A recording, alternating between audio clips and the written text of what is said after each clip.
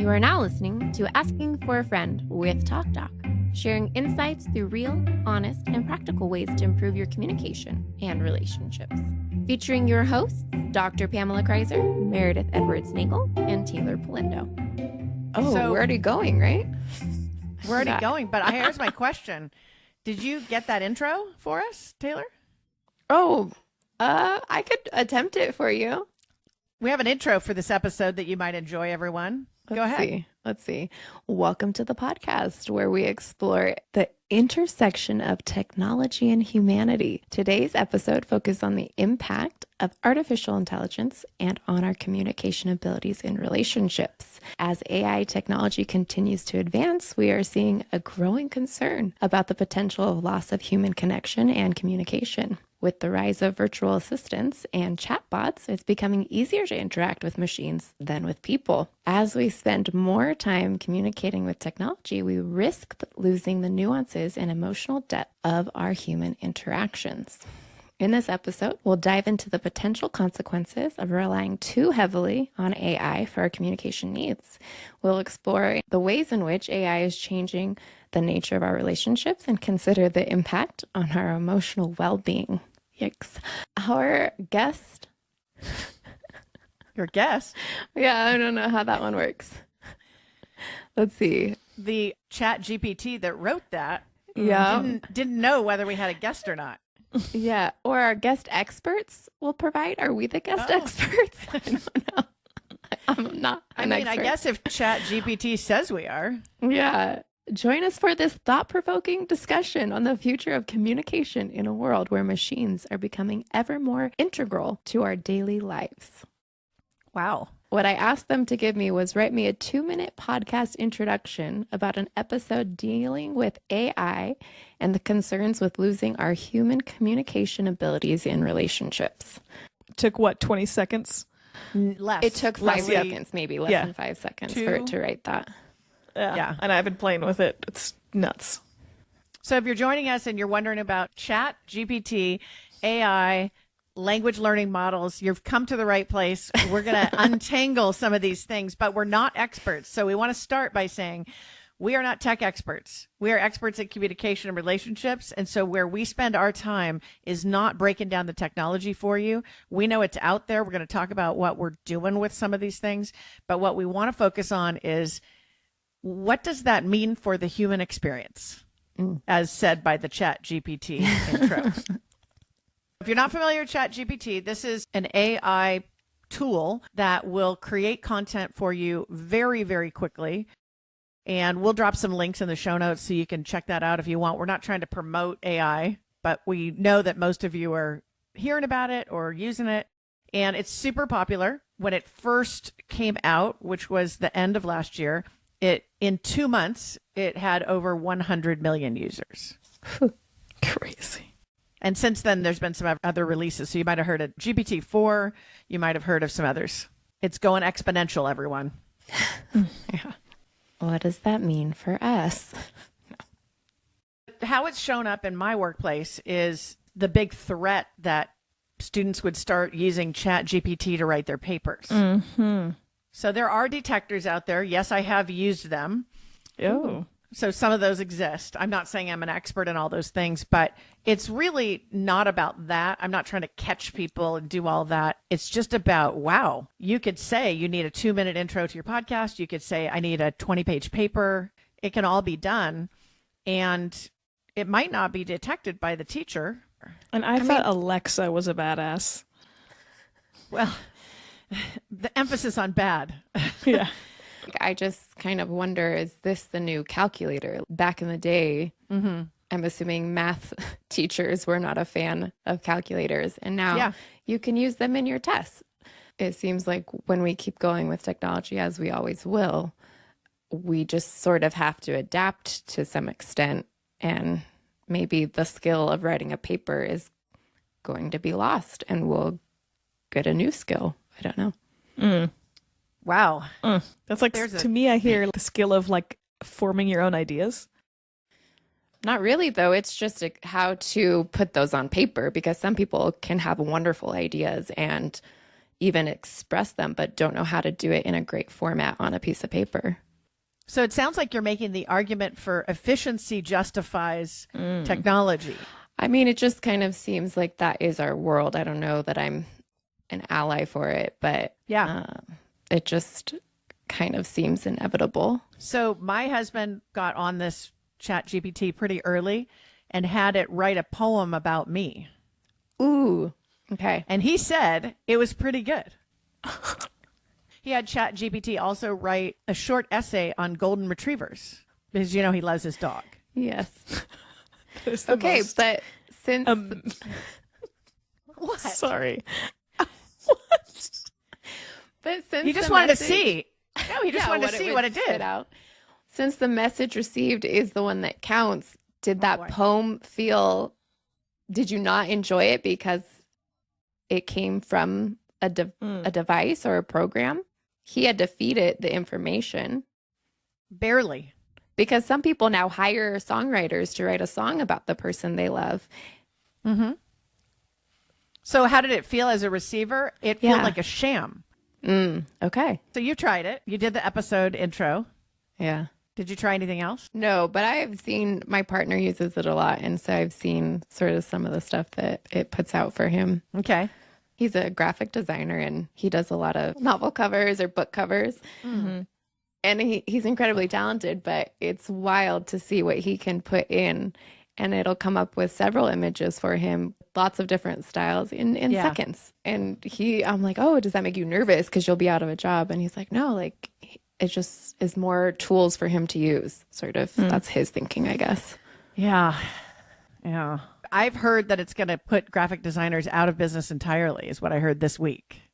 Yeah. I'm not saying that your partner's not safe because he's a brilliant guy. He'll figure something out. Yeah. It's funny, even photographers, you know that? Tommy is a photographer, videographer too, and they're able to say like, oh, this is a photo taken by AI. Well, who was that won an award? Yeah. But they didn't accept it because they said this was an AI photo. I didn't take this. Oh, photo. really? Yeah.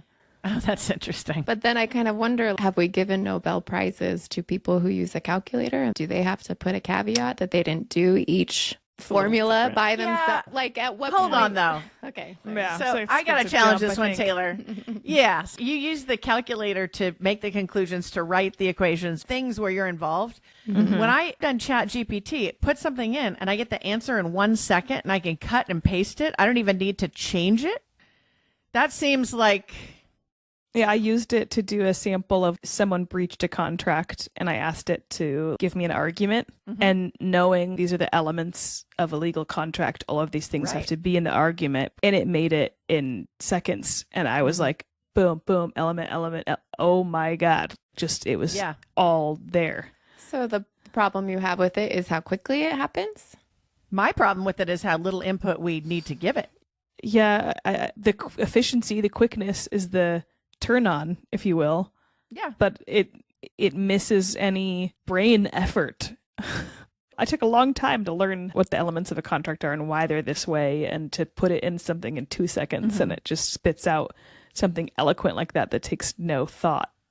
Yeah. I've heard of people putting their resumes in and then just typing "make it better," and then they'll say "make it better again." I've done that before where I've written like a paragraph. Wild. So I've written a paragraph and then I'll say "improve it," and then I'll say "improve it again," or "make it more entertaining," or "make it more," and it'll change it in those ways. So we've heard a lot of skepticism in the news. The Gartner firm predicts that in 2028, 20% of the global workforce will be AI-driven machines, and 40% of the world's global economic activity will come from AI. Some other people predict that in 2030, there will be no industry that isn't affected by AI. But I kind of think that that's already going pretty fast in that direction. Recently, many of you probably heard Elon Musk and Steve Wozniak pumping the brakes on AI and saying, you know what, we need to take 6 months off. Their hesitation is that GPT-4 can already pass the bar. Yeah. Which is pretty crazy that a AI could do that. We looked at one survey, only 48% think AI is safe and secure, and 78% of us are somewhat concerned with AI. that it can be a malicious thing. We want to probably break down those concerns, but I think we should start with the quiz. Why did I just freaking... I knew it. Just the way that you were moving, I was like, I'm going to get a quiz out of this. You're going to get a quiz out of this. Never That's on right. my radar. I'm surprised every single time. Okay, first question. How many users in the U.S. use TikTok? Oh my God. How many? How many TikTok users are there in the U.S.? You can Wait, use your okay, calculator. Taylor. In the U.S., how many In the U- TikTok users? Yep. 100 million. Okay. Taylor? 101 million. 100 million. I mean, my calculator, it comes in clutch every time. It took 9 months for TikTok to get to 100 million users, which is pretty fast. Wow, yeah. It took Facebook 4.5 years to get 100 million users. 4.5 years. Instagram, 2.5 years to get to 100 million. TikTok, 9 months to get to 100 million. ChatGPT, 2 months That's right. to get to 100 million. Wow. So we're faster and faster and faster. Let's do another quiz question. Watch out, In Taylor. 2022, this last year, what percentage of businesses worldwide used AI? 80%. Oh, businesses? I'm going to say 40. The answer is 35%. Meredith, crushing it. I'm kidding. Maybe it's because they're, you know what it is? It's because all the questions are math-based. Yeah. Meredith always kills the math over. I just, with everything in me, hope my high school math teacher somehow magically listens to this and heard that. Because there was no belief in Meredith in high school math. Oh, or college. Oh, Jeez. I knew I would get Taylor on that. I feel so loved from you guys. Once again. Man. You know, That was what can we say? I mean, I won the quiz and I get beat up. Jeez. Taylor. We don't want you getting ahead of yourself. Next question. Keeping me Another humble. math question. Okay. No pressure, Meredith. In 2023, the market size is expected to be valued at 165 billion. What is the expected worth in 2030, 7 years from now, if we're at 165 billion now? 200 billion. I got nothing. She is literally doing a math equation right now. What the hell are you doing? Tell me these steps. Carry the one. 900 billion. 1.5 trillion. You both lose. I was way closer. You were way closer, though. That's true. Taylor, Way left the question. She, unsubscribed from the Yeah, question. that was it. Okay, last question. I do not know if Meredith's already won, but we're just going to make this a bonus question. One of the strange artificial intelligence facts is that only 34% of consumers realize that they're directly experiencing AI. What is the reality of what they're actually experiencing? So think about the different devices, your iPad, your phone, So all those 34%, things they realize it. But what's the actual percentage of people that are using it? actually using AI without necessarily knowing it. Oh, I'm going to guess first on this because Snapchat is doing it. So I'm going to say 70%. Okay. I thought it would be more than that. Okay. 90%. You can't give extra questions for I thought I bonus was because just you like waving. Taylor Okay. better. Okay. Whoa, no. Bunch of cheaters. My first thought was 90%. 84%. Ooh. Taylor wins the She's- bonus question.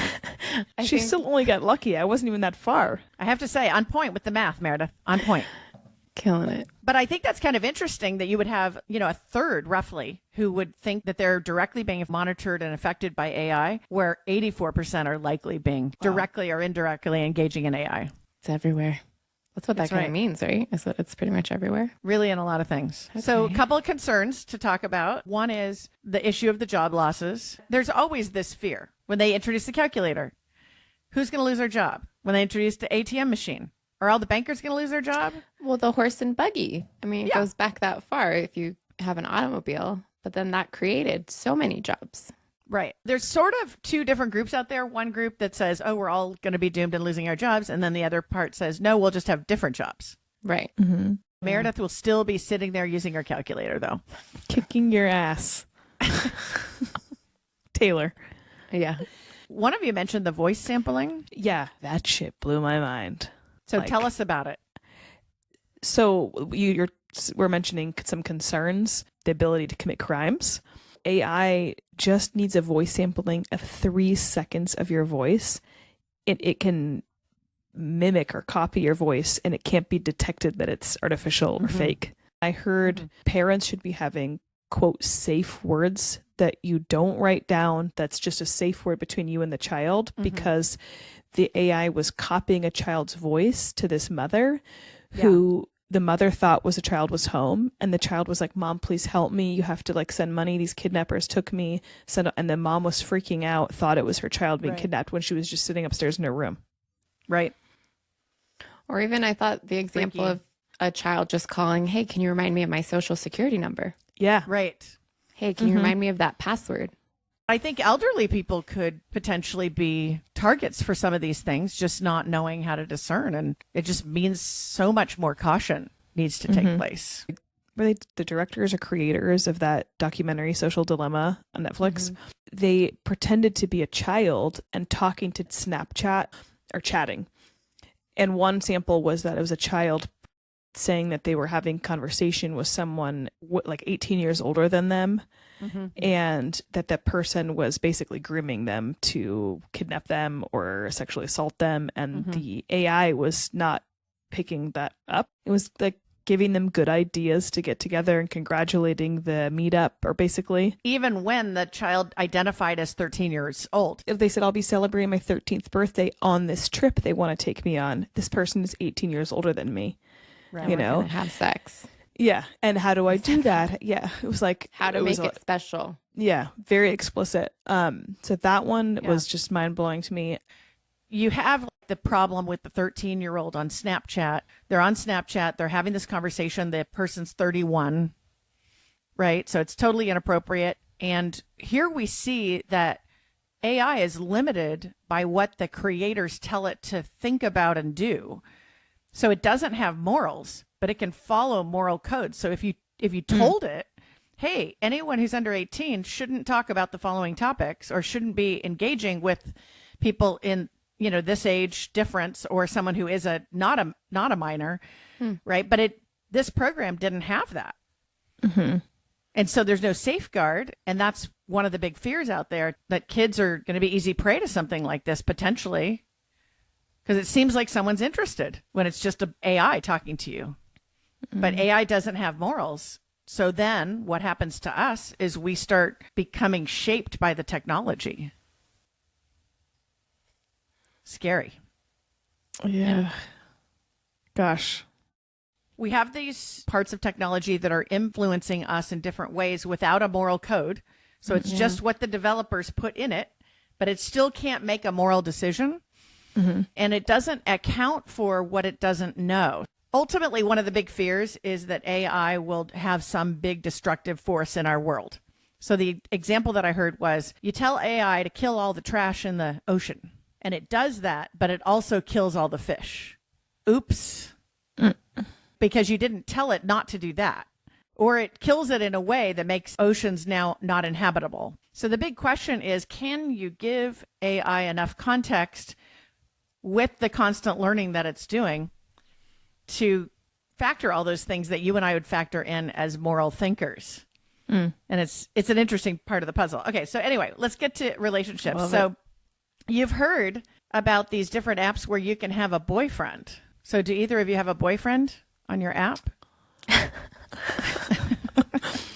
Sometimes I call my husband my boyfriend, but that's just for fun. I like that. I am not currently dating anyone on an app. No. Thank God. So these apps exist. And if you're listening and you've never heard of this, I'm not advertising for it. I'm just merely stating what's already there. We have the Apple Store, has a few different ones. One is called the AI Boyfriend app. And I'm going to read you what its description is in the Apple Store. An AI boyfriend app is a virtual simulation of a boyfriend designed to provide companionship and support for its users. The app utilizes artificial intelligence algorithms to mimic the behavior and personality of a real-life boyfriend, which includes everything from texting to voice to video calls. The AI Boyfriend app is a new innovation in the field of artificial intelligence that's gaining popularity among individuals who are seeking companionship or emotional support. And then there's more, but I'm going to stop there. What do you think? Not a fan. Why? Because I'm for authenticity, and I don't think that a machine can be an authentic human, and maybe you can write it to not always agree with you. I don't know how complex it can be in that sense, but no, it just seems kind of like an easy way out. I don't know how vulnerable a machine can be with you. The things we talk about on this podcast, especially in the expressing your needs episode, and when you're vulnerable with someone and it knits you together and you form attachment, which is, I assume, what people are wanting from a boyfriend, if that's what they're going on the app for. So this non-real thing, it's not going to be a real relationship that comes to you with their issues or can call you on your shit. I would respond to that, Taylor, with not disagreeing with you, but as we mentioned earlier, the word efficiency, right? If everything's supposed to be efficient, there's this desire for give it to me now. I want it, this satisfaction. Maybe this AI relationship is increasing the amount of people that aren't looking to be called out, that don't want to be called on their shit. To me, it sounds just like someone just that wants to be, and I don't mean this just, yes, it could be in a sexual way, but also not, but just like, I want to be satisfied. I want this thing to satisfy me. That's what I'm looking for. But then could that affect, let's say I'm a single person and I take this AI partner because I want a partner, but I don't have one right now. But then I start looking for a human partner, and the human partner isn't satisfying me, quote, in the way that this AI partner is. What's the damage there?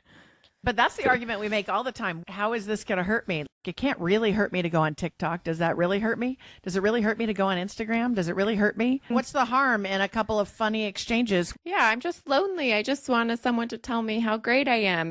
But I'm just wondering. I understand why. But I'm picturing this person that's like, I'm in a lonely season of my life. I want this companionship. I'll take it virtually. I want this interaction until I can find it with a person. But what if you are lonely forever because you can't ever find something that just is like fucking always there for you, like not real? Isn't there research done in pornography, how it affects your brain when something isn't real? It affects people who watch porn often. It affects their sexual relationships in the future because it will not be realistic. The real sex won't ever be like that.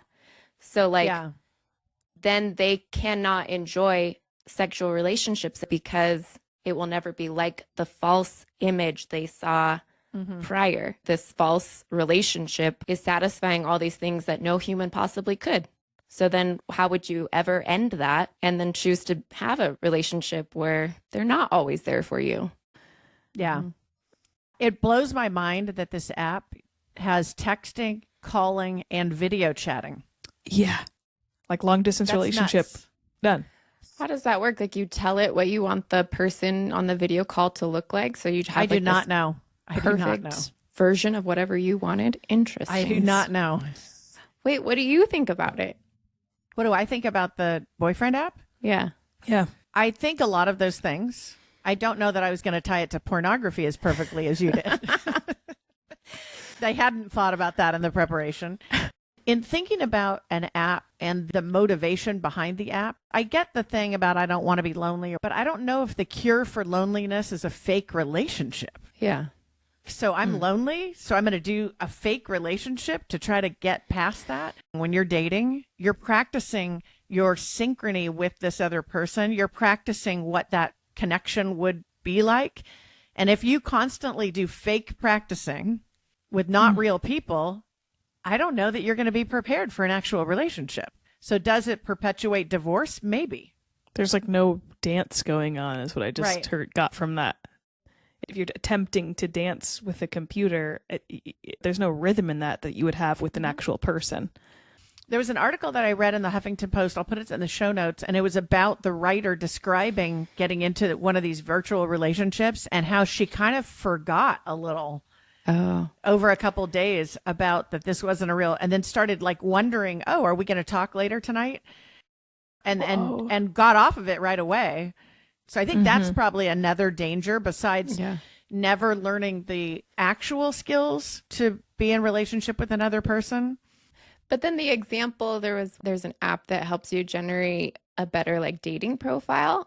And I totally think that is a great use for it because most people's dating profiles was written by their friend anyways. They didn't come up with that.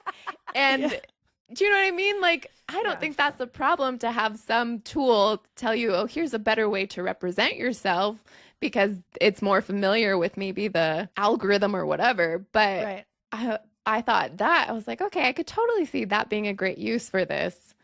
I failed miserably on online dating. I tried it for all of like your profile. I tried it for like, I've never told you guys this. I tried it for not even a month. So then here's the question though. Will it be that the future daters on these sites will not know if half of them are AI and the other half are real people? Oh, fuck. Wait, like, I mean, is that people you're dating are AI? Well, no, like if you're interacting online, trying to meet somebody, how do you know if you only chat with them and you never really meet them? How do you know? And I'm wondering if we have this much AI in our society, will we lose our ability to make those fine distinctions? Or will we just accept that that's true? Like with your friends, oh, I'm on the seating app. Oh, are you talking to doing online, just online with AI or with, maybe it'll have a different name. Or maybe you'll click, do you want it to be real or do you want it to be not real? Jeez.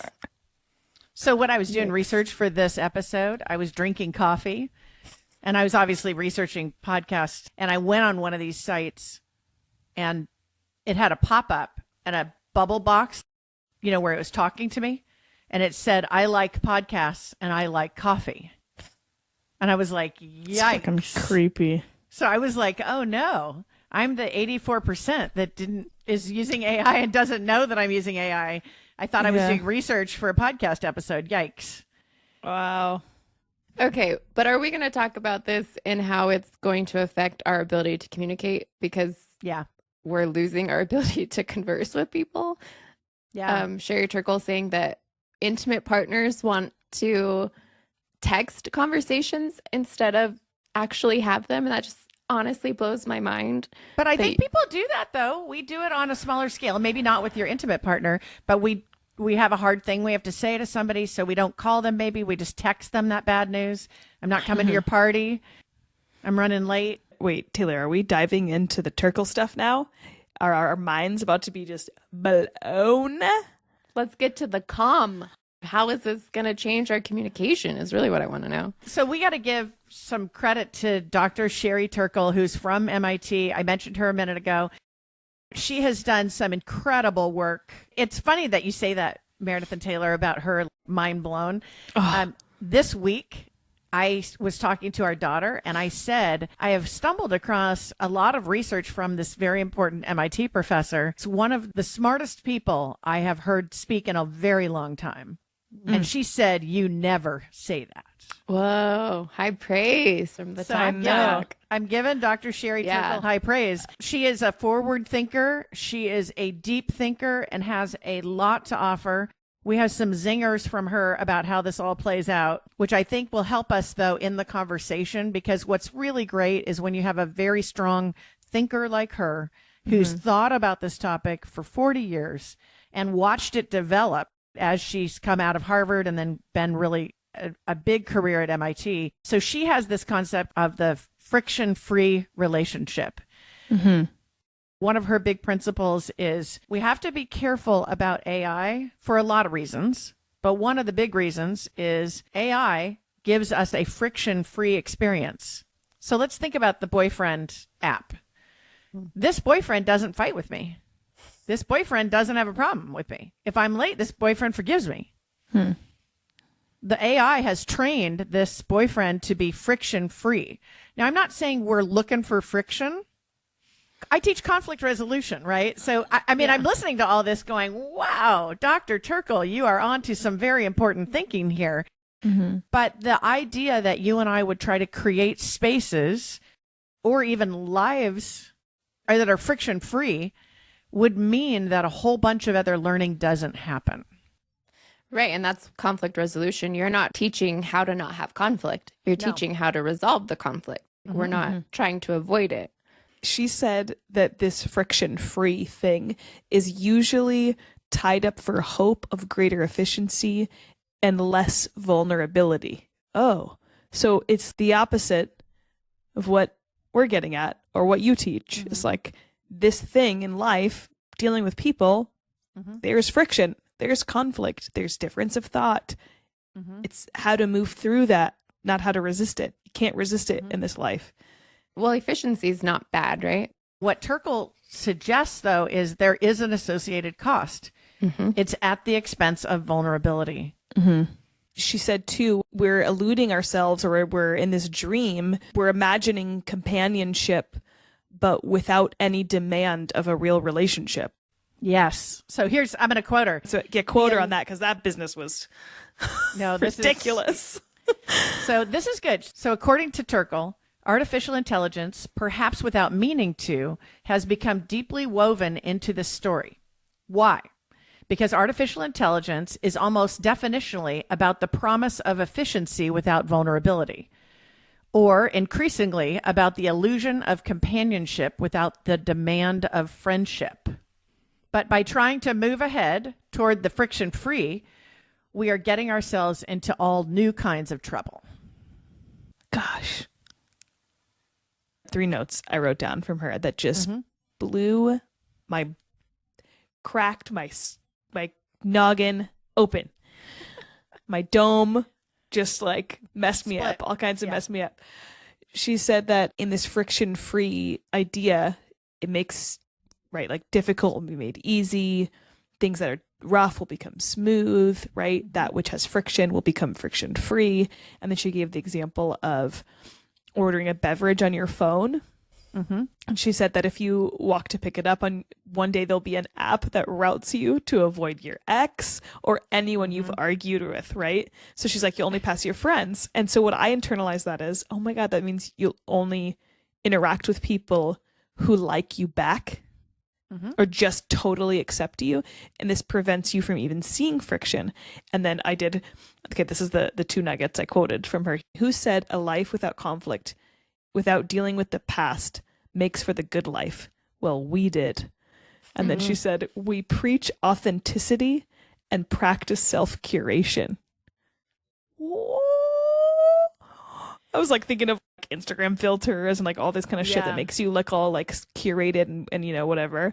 But we're like, oh, this is real. I'm raw. Ugh. The last part you left off of that quote, which I'm going to finish it. Okay. It starts with what you said. We preach authenticity, but we practice self-curation. Technology encouraged us to forget what we knew about life. And we made a digital world where we could forget what life was teaching us. I want to just sit in a room, have a cup of coffee, and listen to her talk. I mean, I think she's onto something. One of the big things that she says is the expense of AI is empathy.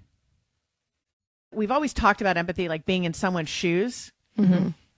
She says it's being in someone's problem. Yeah, I liked that. And when you're in their problem, and it could be our problem, if we're in a relationship, it could be shared. But when you're in that, there's friction.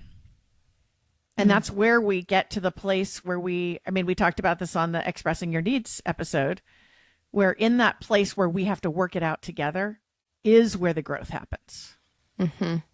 Why is that making me like cry? You think about like the hardest things that you've been through in your life. Yeah.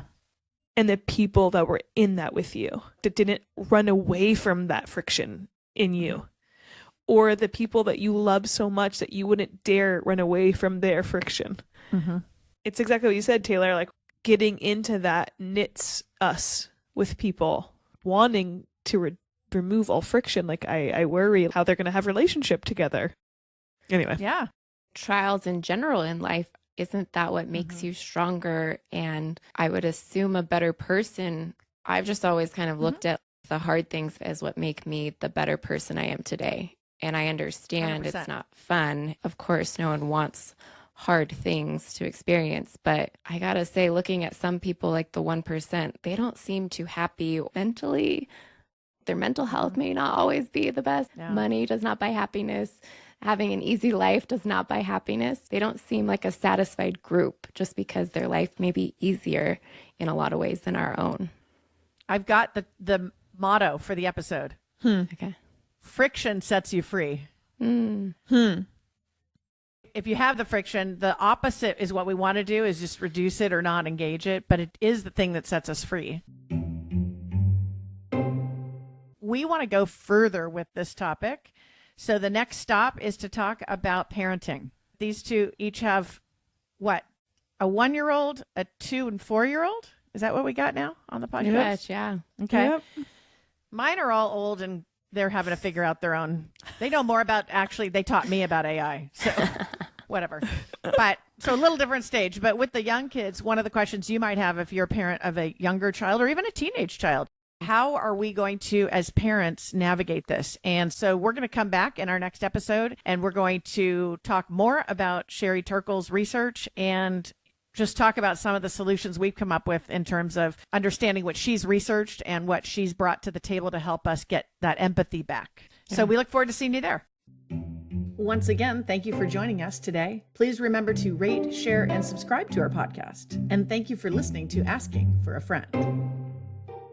Let us know what you thought of the episode. Our email is hello@afafpodcast.com. This show is for educational purposes only and is copyrighted.